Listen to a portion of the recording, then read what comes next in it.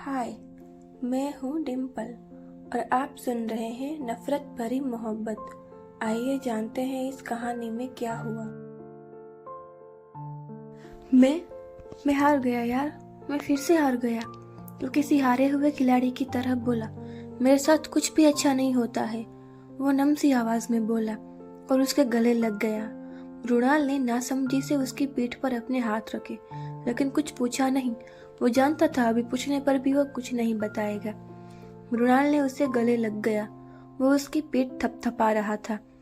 किसी के सामने वो यूं कभी कमजोर नहीं पड़ता था। रिश्तों में वो हमेशा से ही मात खाते आया था। उसे ऐसे देखकर मृणाल की आंखें भी नम हो गई थी। क्या हुआ बताएगा? कुछ वक्त बाद वो बोला तो आदि उससे अलग हुआ, लेकिन कुछ बोला नहीं। इधर रिधिका सावर के नीचे खड़ी थी। ठंडा पानी उसके सर से होते हुए पूरे बदन को भिगा रहा था। चेहरे पर कोई भाव नहीं थे। आंखें पूरी लाल हो चुकी थी। उसका अतीत इस तरह से सामने आएगा उसने सोचा नहीं था। सावर से बहते पानी के साथ उसके आंसू भी बहकर फिसल रहे थे। कुछ देर तक वो ऐसे ही भीगती रही। जब ठंड लगने लगी और अपना शरीर कांपता महसूस हुआ, तब उसने सावर बंद किया और खुद को मजबूत करते हुए सावर कैबिनेट से बाहर आई। देर रात गए आदि घर आया। सर पर लगी चोट पर बैंडेज लगी हुई थी। कमरे में कदम रखते ही नजर बेड पर सिकुड़ कर सोई रितिका पर गई। उस पर एक नजर देखकर वो वॉशरूम में चला गया। कुछ देर बाद वो ट्रैक और टी शर्ट पहने बाहर आया। बेड पर जाने की बजाय वो आज सोफे पर ही लेट गया।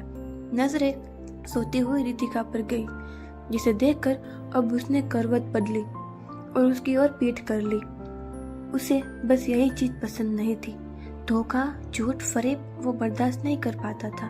वो अभी यही सब सोच रहा था कि उसका फोन बजा। रक्षित का फोन था। इस वक्त उसका फोन देखकर वो उठता हुआ बालकनी में आया। क्या हुआ? फोन कान से लगाते हुए बोला, सर अभी अभी खबर मिली है कि वो मैम की कुछ फोटोज धीरेन बजाज ने मीडिया को दी है। सुबह होते ही हर न्यूज चैनल पर यह खबर होगी। वो बोला, व्हाट? आदि के मुंह से एकदम से निकला, सारे सोर्सेस लगा दो। एक भी चैनल पर कोई भी ऐसी खबर नहीं आनी चाहिए, वरना तुम जानते हो तुम्हारी नौकरी खतरे में आ सकती है। वो ऑर्डर देते हुए बोला। ओके बॉस, रक्षित ने जवाब दिया, और उस धीरेन बजाज से मेरी मीटिंग सेट करो। बोलकर उसके जवाब का इंतजार किए बिना ही वो फोन काट दिया। उसे बहुत गुस्सा आ रहा था। क्या इस लड़की को ये आदमी ही मिला था? वो कुछ परेशानी से वाले अंदाज में बोला। चेहरे पर कुछ अजीब से भाव थे। धीरेन बजाज, अब अगर तुमने मेरी जिंदगी से कुछ छीना ना, आई मेक श्योर तुम सांस लेने के काबिल न रहो। अगली सुबह जब वो उठी, आदि सोफे पर सोया हुआ नजर आया। उसे सोफे पर सोते देख उसका दिल कुछ बुरा सा हो गया। वो अब उठी और अपने कपड़े निकालकर वॉशरूम में चली गई। कुछ देर बाद जब वो नहाकर आई, आदि अब भी वैसे ही सो रहा था। वो अब रेडी होकर नीचे आई। कल्याणी जी नीचे ही थे। वो अब उनके पास किचन में आई। गुड मॉर्निंग बेटा, वो बोली तो रितिका भी बदले में हल्का मुस्कुरा दी। वो उनकी हेल्प करने लग गई।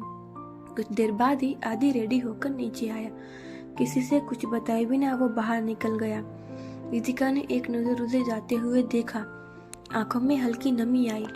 प्यारी भाभी, प्लीज मेरे लिए कॉफी बना देंगी? कुन्ना लाते हुए बोला। उसे देखकर रितिका ने हाँ में गर्दन हिलाई और चेहरे पर मुस्कान लाती हुई किचन में चली गई। मीडिया को रक्षित ने पैसे देकर संभाल लिया था, तो उसका अब कोई मसला नहीं था। आदि ने उसे इस बारे में पता करवाने को कहा था, तो वो उसी में लगा हुआ था। इधर आदि कार ड्राइव कर रहा था।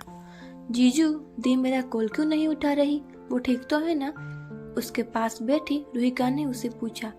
हाँ वो ठीक है, आदि ने जवाब दिया। असल में आज रुहिका की छुट्टियां शुरू हुई थी। उसने कल रितिका को बहुत बार कॉल करी थी, लेकिन रितिका ने कॉल नहीं उठाई थी। आज सुबह ही उसने टीचर से कहकर आदि को कॉल करवाई थी, इसलिए वो उसे लेने आ गया था। जीजू हम कब घर पहुंचेंगे? उसने फिर सवाल किया।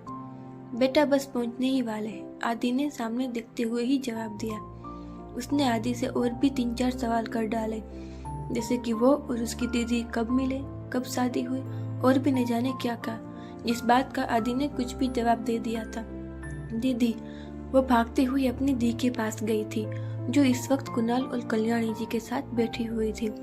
अचानक ही रोहिका की आवाज सुनकर सबकी नजरें दरवाजे पर गई, जहां से वो भागती हुई आ रही थी, और उसके पीछे आदि उसका बैग थामे चला आ रहा था। कैसा है मेरा बच्चा? राधिका ने आगे बढ़कर उसे अपने सीने से लगाते हुए पूछा। न चाहते हुए भी आंखों में नमी ने जगह बनाई थी। आदि ने एक नजर उसे देखा और कमरे की ओर चला गया। दीदी, मैंने आपको कितने कॉल किए, आपने उठाया नहीं। पता है आज मेरी छुट्टियां हो गई थी, सब चले गए थे हॉस्टल से। फिर मैंने जीजू को कॉल की, अच्छा हुआ वो मुझे लेने आ गए। रुहिका ने नॉन स्टॉप बोलना शुरू कर दिया। उसकी बात सुनकर रितिका ने एक नजर जाते हुए आदि को देखा। आंखों की नमी गालों तक आ गई।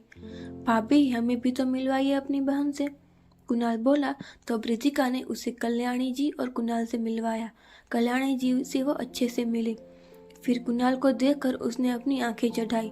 बदले में कुणाल ने भी उसे आंखें दिखाई तो उसने बुरा सा मुंह बनाया, और उसे इसे देखकर कुणाल को हंसी आ गई। इधर आदि अपने रूम में था।